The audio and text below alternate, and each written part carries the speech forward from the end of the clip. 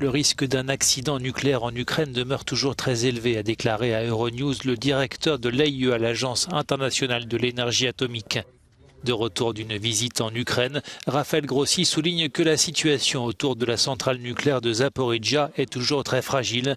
Il espère obtenir rapidement un accord pour l'établissement d'une zone de sécurité autour du site afin d'éviter une catastrophe nucléaire. Une catastrophe nucléaire pourrait arriver à tout moment. Il y a eu des périodes où cette centrale a été bombardée, attaquée directement. Il y a encore beaucoup d'activités militaires autour du site. Il n'est donc pas exclu que des bombardements se reproduisent. Vous savez, c'est la guerre. C'est une vraie guerre. Et donc malheureusement, on peut être d'accord autour de tables de négociation, mais ensuite, à l'extérieur, il pourrait se produire quelque chose d'autre. C'est pourquoi nous sommes si inquiets. Je suis si inquiet. Et je pense qu'il est particulièrement urgent d'établir une zone de protection autour du site. Une équipe de l'AIEA est sur le terrain en Ukraine pour surveiller la plus grande centrale nucléaire d'Europe qui ne produit pas d'énergie actuellement mais fonctionne toujours à faible niveau. Raphaël Grossi échange avec Kiev et Moscou pour éviter que la situation ne s'aggrave, mais le dialogue est délicat car les militaires sont impliqués dans les discussions. Le directeur de l'AIEA doit se rendre à Moscou au mois de février. Évidemment, je dois parler avec les deux parties. C'est un site ukrainien, mais il est sous contrôle russe.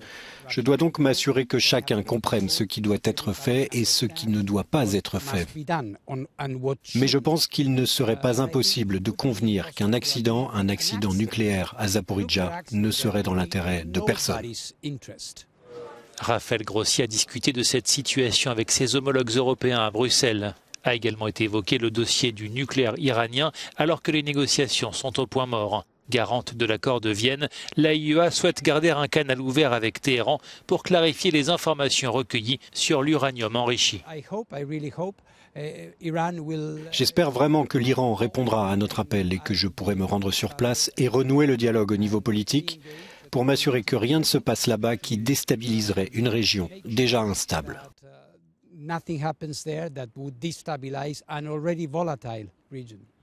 Mais la répression en cours contre les manifestants en Iran rend le dialogue encore plus difficile, d'autant que l'Union européenne envisage de nouvelles sanctions contre le régime de Téhéran et pourrait inscrire les gardiens de la révolution sur la liste des organisations terroristes.